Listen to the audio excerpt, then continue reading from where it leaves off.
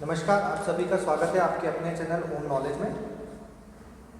अब हम स्टार्ट करने वाले हैं आज types of sources. Types of sources start करने के पहले सबसे पहले धन्यवाद आनंद का।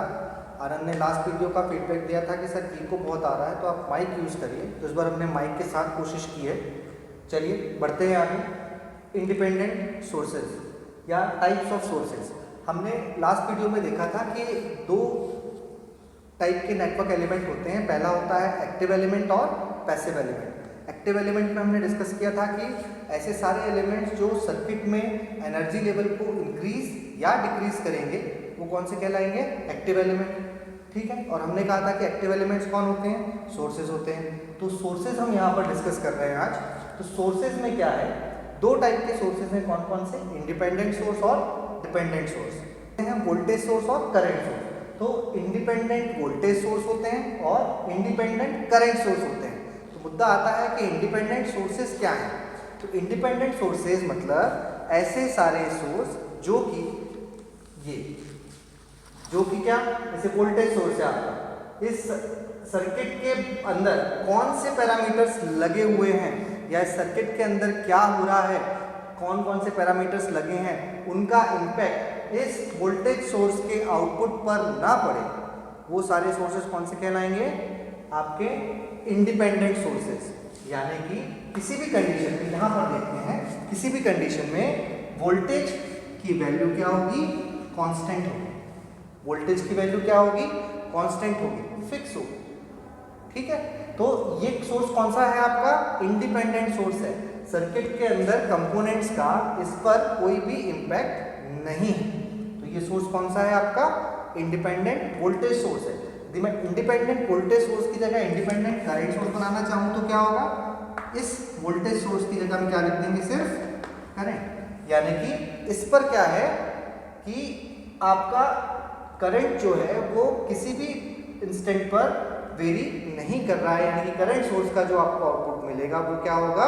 फिक्स होगा या कांस्टेंट होगा।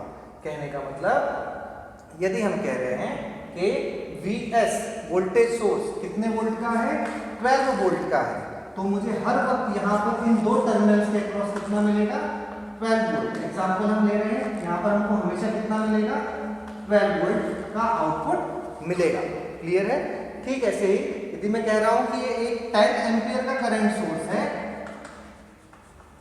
तो मुझे यहां पर हर वक्त कितना मिलेगा? 10 एम्पियर मिलेगा। इस बात से फर्क नहीं पड़ता कि यहां पर टर्मिनल के अक्रॉस में जो सर्किट या नेटवर्क कनेक्टेड है उसमें कौन से कंपोनेंट लगे हैं या क्या उसके अंदर हो रहा है, उससे कोई फर्क नहीं पड़ता है। ये कौन सा सोर्स हुआ? Independent source. इंडिपेंडेंट सोर्स में हमने कितनी वैरायटीज देखी? वोल्टेज सोर्स और करंट सोर्स।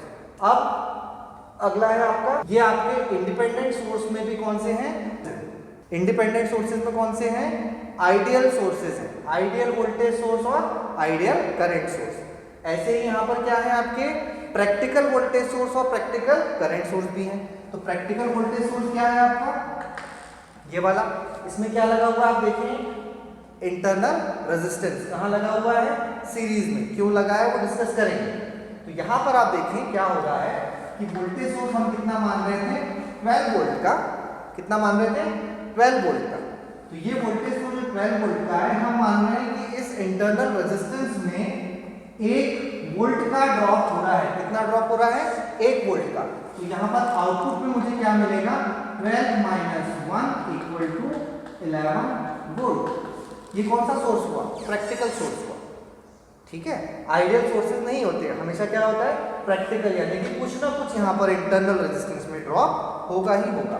तो यहाँ पर हमको जो वोल्टेज सोर्स होता है जैसे 12 वोल्ट है, तो उससे कुछ कम वोल्ट हमें यहाँ पर मिलता है आउटपुट में। लेकिन हमारी कोशिश क्या होनी चाहिए कि जो हमारा वोल्टेज सोर्स का वैल्यू है वो मैक्सिमम वैल्यू यहाँ पर हमको मिल जाए। क्योंकि 12 वोल्ट का सोर्स हमने लिया है तो यहाँ पर आउटपुट हमको कितना मिलना चाहिए?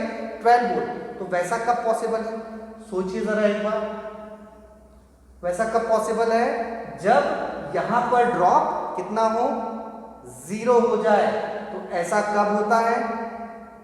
ऐसा कब होता है? जब इस रेजिस्टेंस की वैल्यू कितनी हो जाए? 0 हो जाए। यहाँ पर बात करते हैं, यदि मुझे इंटरनल रेजिस्टेंस में ड्रॉप 0 करना है तो V इज इक्वल टू क्या है, I इंटू आर।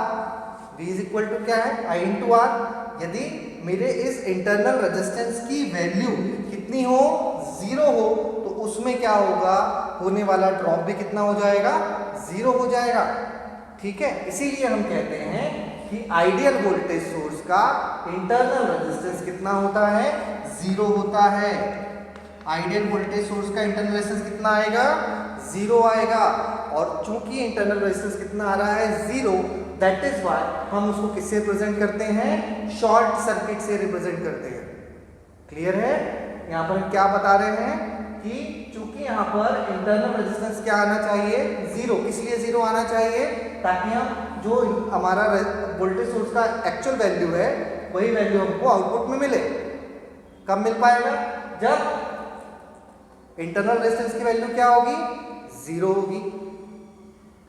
इस वैल्यू को यदि 0 करना है मतलब यहाँ पर क्या करना है, शॉर्ट सर्किट करना है। इसीलिए हम कहते हैं कि जब इंटरनल आइडियल वोल्टेज सोर्स को हम रिप्लेस करते हैं तो किससे करेंगे, शॉर्ट सर्किट से करेंगे।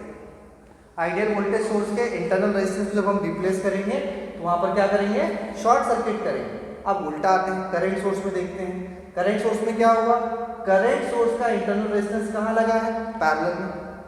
कहाँ लगा है, पैरेलल में। अब हम यहाँ पर जरा ध्यान दें तो यदि करंट यहाँ से ना जाए, यहाँ से करंट कब नहीं जाएगा, जब इसकी वैल्यू कितनी होगी, इंटरनल रेजिस्टेंस की इन्फिनिटी होगी। यानी कि करंट सोर्स के इंटरनल रेजिस्टेंस की आइडियल वैल्यू कितनी होती है, इन्फिनिटी होती है। करंट सोर्स के इंटरनल रेजिस्टेंस की आइडियल वैल्यू कितनी होगी, इन्फिनिटी होगी। तभी जब यहाँ पर रेजिस्टेंस की वैल्यू इनफिनाइट होगी तो I इज इक्वल टू क्या होता है, V अपॉन R। R कौन सा है, इंटरनल, और इसकी वैल्यू यदि इनफिनाइट हो जाए तो इन्फिनिटी हो जाए तो वोल्टेज की किसी भी वैल्यू के लिए यहाँ पर करंट क्या होगा, 0 होगा। तो उस केस में हमको आउटपुट में कितना करंट मिलेगा, जो एक्चुअल है IS है वही हमको मिलेगा। लेकिन ये प्रैक्टिकल जो करंट सोर्स होता है उसमें इंटरनल रेजिस्टेंस की कुछ ना कुछ वैल्यू होती है। हमारी कोशिश ये होती है कि ये इंटरनल रेजिस्टेंस की जो वैल्यू है करंट सोर्स में वो मैक्सिमम हो, सो दैट यहाँ पर जो करंट जाएगा वो क्या जाएगा, मिनिमम जाएगा। क्योंकि हम जानते हैं current always follows the path of minimum resistance. जहाँ पर रेजिस्टेंस कम होता है वहाँ से करंट ज़्यादा फ्लो होता है, जहाँ पर रेजिस्टेंस ज़्यादा होता है वहाँ से करंट कम फ्लो होता है। तो यदि हमको यहाँ से करंट नहीं फ्लो कराना तो हम क्या चाहेंगे कि इंटरनल रेजिस्टेंस किसका, करंट सोर्स का क्या हो जाए, इनफिनाइट हो जाए। तो यहाँ पर जब इनफिनाइट करंट सोर्स का इंटरनल रेजिस्टेंस होगा तो यहाँ से फ्लो होने वाला करंट क्या होगा, 0 होगा। और जो हमारी सोर्स की वैल्यू है वही हमको बाहर यहाँ पर दोनों टर्मिनल के अक्रॉस मिलेगी। ठीक है, अब ये आपका प्रैक्टिकल करंट सोर्स है। यहाँ पर क्या है, आपका वोल्टेज या करंट की वैल्यू क्या हो रही है, चेंज हो जाए, है ना, डिपेंडेंट के केस में। ये आपका आइडियल है। ठीक, चलिए अब आगे बढ़ेंगे। आपका इंडिपेंडेंट सोर्सेज में हमने दो चीजें डिस्कस कर ली, कौन कौन से, एक होगा आपका प्रैक्टिकल और एक हो गया आइडियल। आइडियल वोल्टेज सोर्स हमने देखा और प्रैक्टिकल वोल्टेज सोर्स हमने देखा। आइडियल करंट सोर्स हमने देखा और प्रैक्टिकल करंट सोर्स हमने देखा। अब हम बात करेंगे डिपेंडेंट सोर्सेज की। डिपेंडेंट सोर्सेज में 4 वैरायटी है।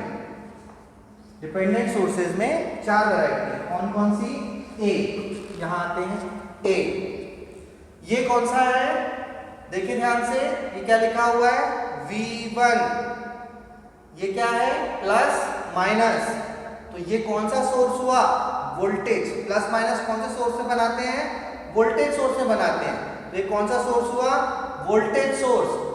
वोल्टेज सोर्स की डिपेंडेंसी किस पर है, वोल्टेज पर है। तो ये कौन सा सोर्स होगा, वोल्टेज डिपेंडेंट वोल्टेज सोर्स। यहां पर लिखेंगे वोल्टेज डिपेंडेंट वोल्टेज सोर्स। ठीक, दूसरा बी।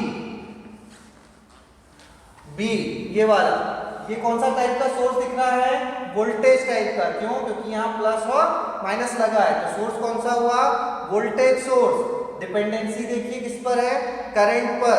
ये कौन सा सोर्स हुआ, current dependent voltage source, current dependent voltage source. क्या हुआ, करंट डिपेंडेंट वोल्टेज सोर्स। ठीक, तीसरा है हमारा ये, इसमें क्या है, सोर्स कौन सा है, ये करंट सोर्स है, क्या बना हुआ है, एरो। तो ये कौन सा सोर्स हुआ, करंट सोर्स हुआ। डिपेंडेंसी किस पर है, क्या लिखा हुआ है, I1, यानी कि करंट पर डिपेंडेंसी है। ये कौन सा सोर्स होगा, करंट डिपेंडेंट करंट सोर्स। कौन सा, current dependent current source, current dependent current source. और लास्ट है हमारा, देखेंगे कौन सा सोर्स है, करंट है, क्या बना हुआ है, एरो। डिपेंडेंसी किस पर है, V, यानी कि वोल्टेज पर। तो कौन सा सोर्स होगा, voltage dependent current source. Last है हमारा वोल्टेज डिपेंडेंट करंट सोर्स, यानी कि डिपेंडेंट सोर्स कितने टाइप के हुए, 4 टाइप के। कौन कौन से, voltage dependent voltage source, current dependent voltage source, current dependent current source और वोल्टेज डिपेंडेंट करंट सोर्स। ठीक है, तो अभी हमने क्या डिस्कस किया, हमने टाइप्स ऑफ सोर्सेज डिस्कस किए। इंपॉर्टेंट बात है, समझेंगे, इंडिपेंडेंट सोर्सेज और डिपेंडेंट सोर्सेज हमने 2 डिस्कस किए। इंडिपेंडेंट सोर्सेज में हमने 2 वैरायटी पढ़ी, कौन कौन सी, आइडियल वोल्टेज, आइडियल सोर्सेज और practical sources. Ideal voltage sources की 2 वैरायटी हो गई, कौन कौन सी, वोल्टेज, आइडियल वोल्टेज सोर्स और आइडियल करंट सोर्स। तो आइडियल वोल्टेज सोर्स क्या है, ऐसा सोर्स जो कि हमेशा एक कांस्टेंट वोल्टेज आपको प्रोवाइड करे, वो कौन सा सोर्स होगा, आइडियल वोल्टेज सोर्स होगा। ऐसा सोर्स, ऐसा करंट सोर्स जो हमेशा एक कांस्टेंट करंट प्रोवाइड करे, वो कौन सा सोर्स होगा, आइडियल करंट सोर्स। प्रैक्टिकल में क्या हुआ, यहां पर क्या आ गया, इंटरनल रेजिस्टेंस, यहां पर क्या आ गया, इंटरनल रेजिस्टेंस। तो प्रैक्टिकल वोल्टेज सोर्स और प्रैक्टिकल करंट सोर्स में इंटरनल रेजिस्टेंस का इंक्लूजन हुआ, उसका इफेक्ट क्या है वो भी समझेंगे। तो यहाँ पर क्या हो रहा है, देखेंगे कि जब वोल्टेज यहाँ से जाए होगा तो करंट इस रेजिस्टेंस से फ्लो होने के कारण इस रेजिस्टेंस में कुछ ना कुछ ड्रॉप होगा, जिसको हम बोलते हैं इंटरनल ड्रॉप। तो ये इंटरनल ड्रॉप हम क्या चाहेंगे कि मिनिमम हो, लीस्ट हो, सो दैट जो हमारे सोर्स की वैल्यू है वही वैल्यू हमको यहाँ पर आउटपुट में मिले। वो कब होगी, जब इसकी वैल्यू क्या होगी, इंटरनल रेजिस्टेंस की मिनिमम होगी। यानी कि हम क्या चाहते हैं कि इसकी वैल्यू कितनी हो जाए, 0 हो जाए। इसीलिए कहते हैं कि आइडियल वोल्टेज सोर्स का इंटरनल रेजिस्टेंस कितना होता है, 0 होता है। और उसको हम किससे रिप्लेस करते हैं, शॉर्ट सर्किट से रिप्रेजेंट कर देते हैं। किससे रिप्रेजेंट कर देंगे, शॉर्ट सर्किट से। ठीक है, ठीक इसी तरह से आइडियल करंट सोर्स का इंटरनल रेजिस्टेंस कितना होना चाहिए, इनफाइनाइट होना चाहिए, क्योंकि यहाँ इन्फिनिटी रेजिस्टेंस जब होगा तो ये करंट जो जा रहा है इसका इस पॉइंट पर आने के बाद में डिवीजन नहीं होगा। यानी कि current always flows through the least resistance. Current ज़्यादा कहाँ से फ्लो होता है, जहाँ पर रेजिस्टेंस की वैल्यू कम होती है। यदि हम यहाँ पर रेजिस्टेंस की वैल्यू ज़्यादा रखेंगे तो यहाँ से करंट फ्लो कम होगा। आइडियल केस में क्या होगा, यहाँ पर इंटरनल रेजिस्टेंस की वैल्यू क्या रख देंगे, इनफाइनाइट। तो यहाँ पर जो करंट फ्लो हो रहा था सोर्स का वो एज इट इज पूरा का पूरा हमको इन 2 टर्मिनल्स के क्रॉस मिल जाएगा।